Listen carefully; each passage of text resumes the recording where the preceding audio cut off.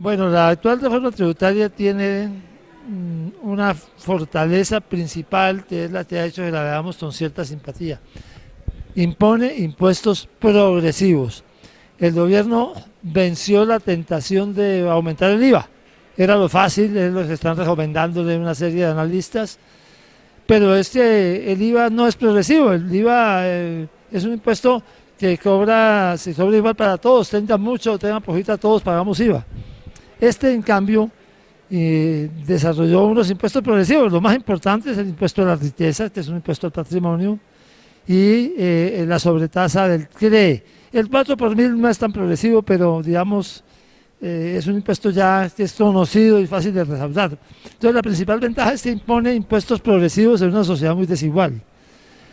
La desventaja, que el impuesto a la riqueza, el más progresivo de los dos, es un impuesto antitécnico porque se basa en gravar el patrimonio.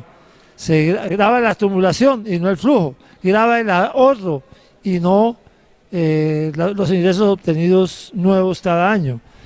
De manera que es antitécnico, por eso hay una serie de ideas de que hay que reemplazar total o por lo menos parcialmente ese impuesto a la riqueza por otro impuesto progresivo o por otros impuestos progresivos que sin embargo sean menos antitécnicos.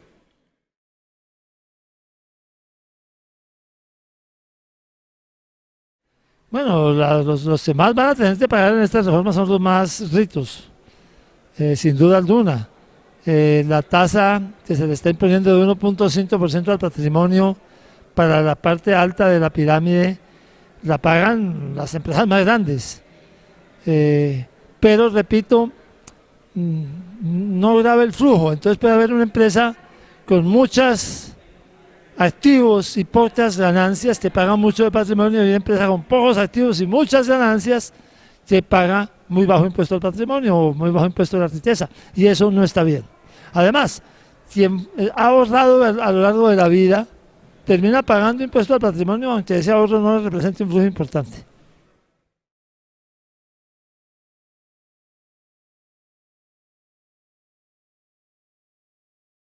El gobierno ha usado el método conservador de aproximación, y es impuestos que son más fáciles de predecir su recaudo.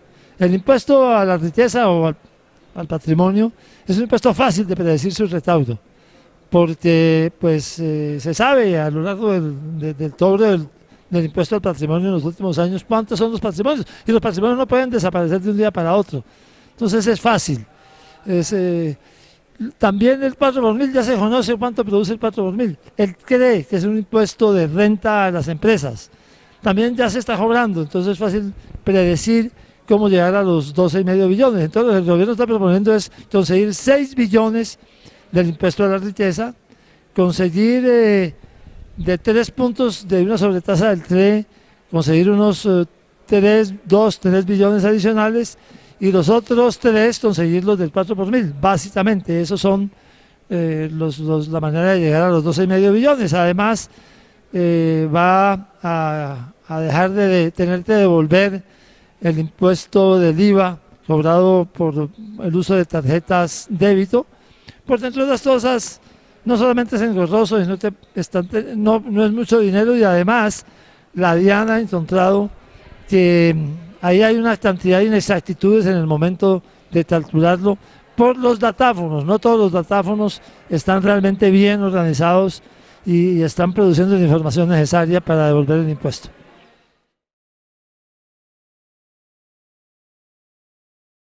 Debe contener una reforma estructural, debe contener impuestos progresivos. En eso estamos claros. Yo digo impuesto a los dividendos. Nosotros estamos proponiendo impuesto a los dividendos. A los dividendos no solo de personas naturales, sino de personas jurídicas.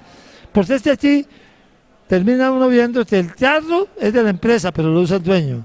El apartamento, el alquiler o la propiedad del apartamento es de la empresa, pero la usa el dueño. El yate es de la empresa, pero lo usa el dueño. El colegio de los niños lo paga la empresa, pero son los hijos del dueño. Hay una cantidad de maneras de evitar el impuesto personal de renta, que hay que cobrarlo, pero además los dividendos están sirviendo para mover y hacer una serie de redes. Por eso hay que cobrar dividendos a las personas naturales y a las empresas, en un cobro progresivo también. Es necesario además revisar las exenciones, hay demasiadas exenciones, el sector turismo, por ejemplo, tiene exenciones por 50 años. Claro, los 50 años se ha ido el hotel de viejo, ya un hotel de 50 años y sin embargo tiene exenciones de renta. Y tiene muchísimas, es decir, nosotros tenemos una revisión de las exenciones del estatuto tributario y son más de 120. Eso hay que revisarlo, hay que eliminar un montón que no son justas, que no son correctas, y hay que simplificar el sistema. De modo que una reforma de esta naturaleza requiere impuestos progresivos, simplificación del sistema y eliminación de exenciones.